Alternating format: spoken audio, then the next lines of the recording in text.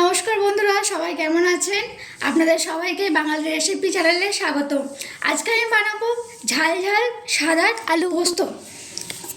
প্রথমে তার জন্য আমরা 5টা মিডিয়াম সাইজের আলু কেটে নিয়েছি। টেবিল চামচের 5 চামচ পোস্ত নিয়েছি, আর 3টে কাঁচা লঙ্কা নিয়েছি, পরিমাণ মতো নুন, জল।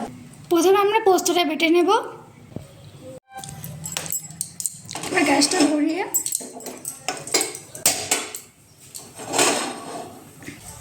কড়াই গরম হয়ে গেলে একটু বেশি করে তেল দিতে হবে আলুটা ভাজার জন্য।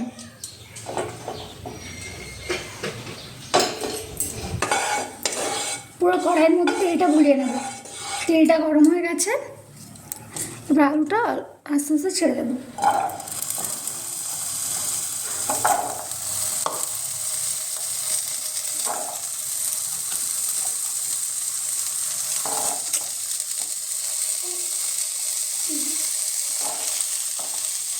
লাল লাল করে আলুটা ভেজে নেব। সব আস্তে আস্তে আলুটা ভালো করে ভেজে নিয়েছি। এবার এখানে দিয়ে দেব পরিমাণ মতো জল।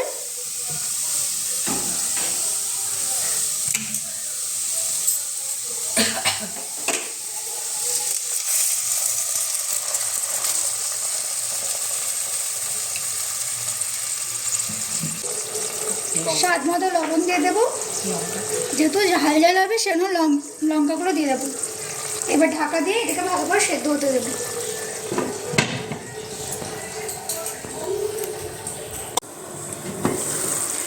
আমি মাঝখানে খুলে একটু দেখে নিয়েছিলাম আলুগুলো সেদ্ধ হয়েছে কিনা। আপনারাও দেখে নেবেন আলুগুলো সেদ্ধ হয়েছে কিনা। সেদ্ধ না হলে আর একটু জল দিয়ে ভালো করে সেদ্ধ করে নেবেন।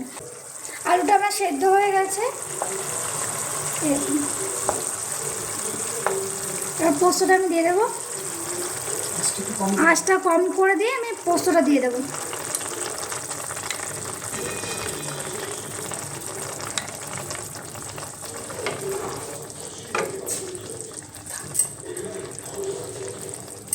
আঁচটা কম করে পোস্তটা দেবেন। গরম আছে যদি পোস্ত দেন, পোস্তটা কেটে যাবে তাহলে।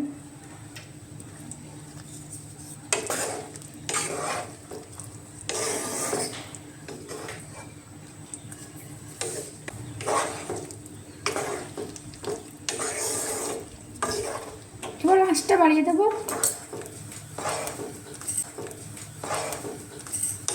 ওপর থেকে এবার 2 চামচ সর্ষের তেল দিয়ে আমি নামিয়ে নেব।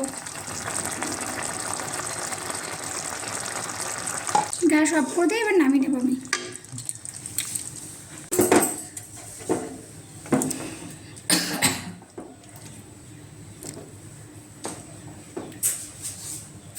তৈরি হয়ে গেছে আমার ঝাল ঝাল আলু পোস্ত। আপনাদের যদি সবাইকার ভালো লাগে বাড়িতে তৈরি করবেন, খেয়ে কমেন্ট করবেন, চ্যানেলটাকে সাবস্ক্রাইব করে দেবেন। Thank you.